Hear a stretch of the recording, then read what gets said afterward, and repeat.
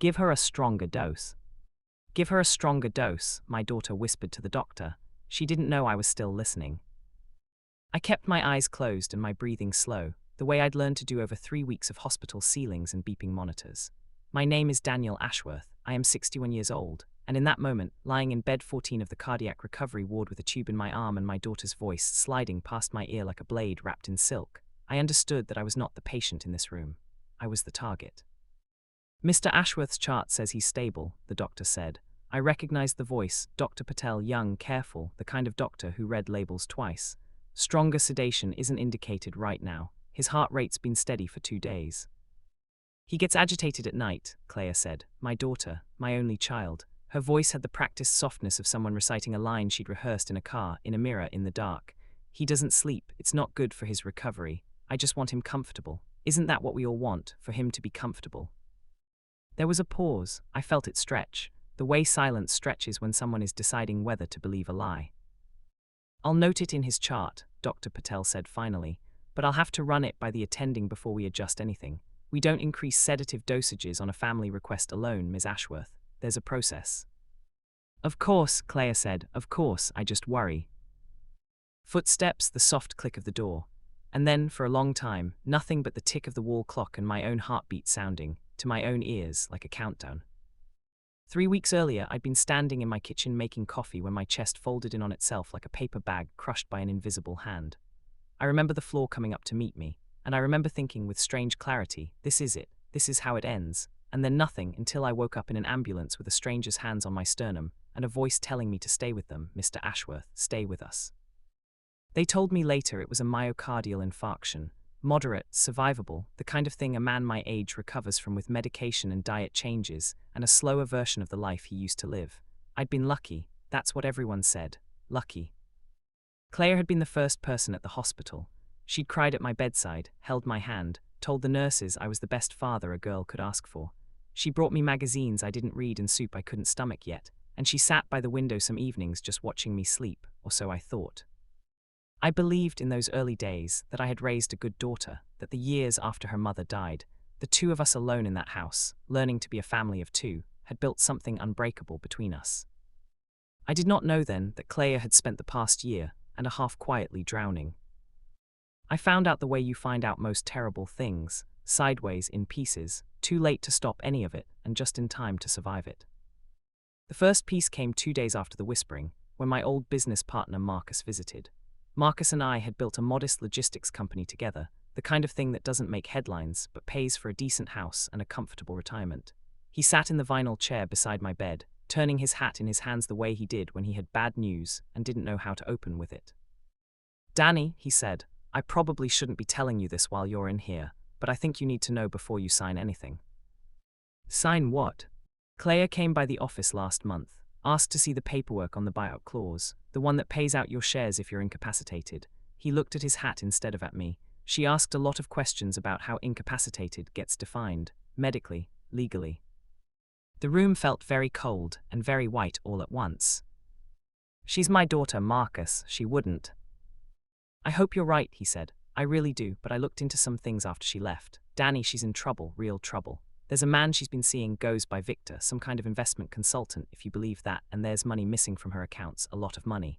I had my accountant do some digging, quiet-like, because I was worried about her too. She's into something over her head. Loans, maybe worse than loans. I lay there and let that settle into me, the way cold water settles into a wound. How much? North of 300,000, Marcus said, and climbing from what I can tell. $300,000. My life insurance policy. The one Clea had helped me fill out the paperwork for 2 years ago after her mother's cousin died of a stroke, and put the fear of unpreparedness into both of us, was worth $450,000, payable to Clea, sole beneficiary, in the event of my death. I thought about her voice in the hallway, give her a stronger dose, not him. I'd assumed I'd misheard, that grief and painkillers had scrambled something in my ears, but maybe I hadn't misheard at all. Maybe there was another patient, another name, another plan folded inside the one I'd stumbled onto. And maybe I was simply the version I understood, because it was my own life on the line. Or maybe I thought, my hands going cold on the blanket, maybe she really had said, her, and there was a version of this story I hadn't found yet. I didn't confront Clea, not then, A weaker man, or perhaps a wiser one, might have called the police immediately, might have demanded answers, might have let the fear curdle into accusation. But I had spent 30 years building a company by watching people carefully before I acted, by letting a problem show its whole shape before I moved against it. I decided to watch. I started paying closer attention to the things I'd been too sedated, too frightened, too trusting to notice. I noticed that Claire always came in the evenings, after the day shift changed and before the night shift settled in the narrow gap when the ward was quietest and the staff most stretched. I noticed that she asked the nurses different versions of the same question. How is his heart doing really? Is there anything that could set him back? What would happen if his heart just gave out? With a kind of clinical persistence that unsettled me more each time I heard it repeated. And I noticed Victor. He came once on a Thursday, waiting in the hallway just past the nurse's station where he thought the angle of the door hit him from my bed. I recognized him from a photograph Claire had once shown me, laughing, calling him just a friend from the gym. He was not laughing now. He wore a grey suit that fit too well for a man who supposedly worked in consulting, and he had the particular stillness of someone used to being obeyed. I watched Claire step out to speak with him, watched through the gap in the door as his hand closed around her wrist, not violently, not yet, but with a pressure that made her flinch and glance back toward my room, toward me, with an expression I had never once seen on my daughter's face in 34 years of knowing her. It was fear, raw, cornered fear. I understood in that moment that I had built the wrong story in my head. Claire was not a woman calmly calculating an inheritance. Claire was a woman being squeezed by something with teeth, and I was the lever someone else was using to squeeze her.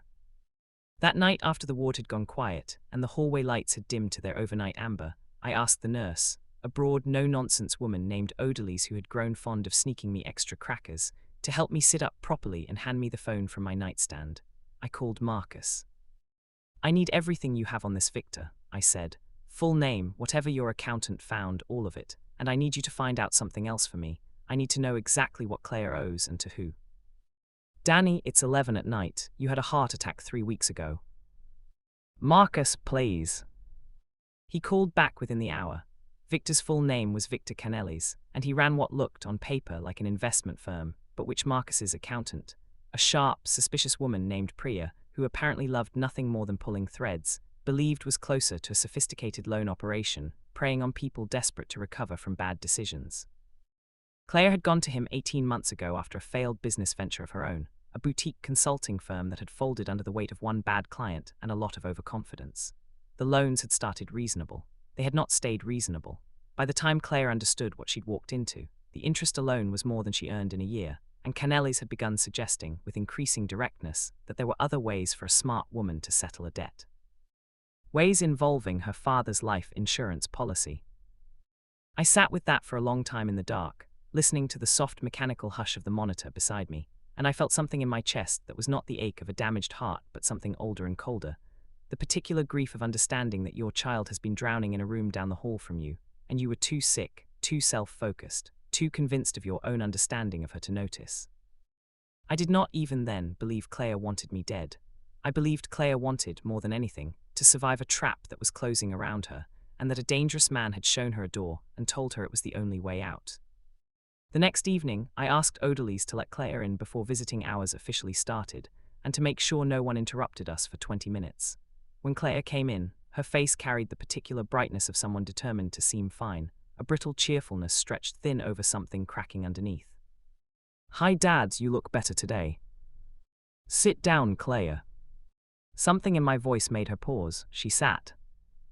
I heard you, I said, in the hallway 3 weeks ago. I heard you ask Dr. Patel to give me a stronger dose. The color left her face so completely and so fast that I nearly called for the nurse, certain for one terrible second that I had triggered some medical crisis in my own child. Her mouth opened and closed. Tears came before words did. Dad, it wasn't what you think. I swear to you, it wasn't. Tell me what it was. And so in the amber quiet of that hospital room, my daughter told me everything. The failed firm, the loans, Canellis, and the way he had transformed, month by month, from a charming man with good suits into something with its hand permanently on her throat. The suggestion never spoken plainly, always implied, always dressed up in soft words about difficult decisions and taking care of family, that if something were to happen to me naturally in a hospital during a documented cardiac event, no one would ever look twice. And the stronger dose she'd asked for was not poison, not murder in slow motion. It was, she swore, her voice cracking apart as she said it, an attempt to buy time. Canellis wanted proof I was declining. He told her that if my condition worsened enough that a payout became plausible within months rather than years, he'd extend her more time on the debt, more room to breathe, one more chance to find another way out before the interest buried her completely. I never wanted you to actually get worse, she said, gripping my hand so hard it hurt, in the good way, the way that meant she still believed I was something worth holding on to. I just needed him to believe it was possible. I needed more time to figure out how to get away from him without him doing something to both of us. I was going to find another way. I was trying to find another way. I didn't sleep for a month trying to find another way. I believed her. I want to be honest and say that some small, wounded part of me will always wonder, will always carry the echo of that whispered sentence in the hallway like a splinter that never fully worked its way out. But I looked at my daughter's face, ruined with 3 weeks of secret terror, and I believed her, because I had known her since she was an hour old and I knew the shape of her fear from the shape of her cruelty, and this was fear. We're going to fix this, I told her, both parts of it. The second part was harder than the first, but not in the end as hard as I'd expected.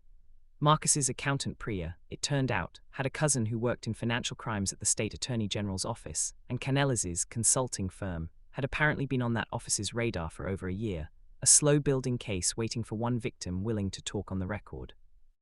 Clea was terrified of retaliation, terrified of the debt collectors, terrified most of all that admitting the truth would make me see her as the person she'd almost let herself become. But I sat with her through 2 long meetings with investigators, held her hand in a windowless conference room while she told strangers everything she'd told me, and watched something in her unclench, degree by degree, as the weight shifted from her shoulders onto paper, onto record, onto people whose job it was to carry it instead of her. Canellis was arrested 6 weeks later, one name among 4 victims who'd finally found the courage to come forward together, the investigators having quietly built the case for months before Clea's statement gave them the piece they needed to move. The loans, it turned out, had been structured illegally from the start, interest rates that violated state usury law. Threats that qualified as extortion under a statute I hadn't known existed until a prosecutor explained it to me over coffee in a hospital cafeteria that made truly terrible coffee. Clea's actual debt, once the illegal interest was stripped away, was a fraction of what she'd believed she owed.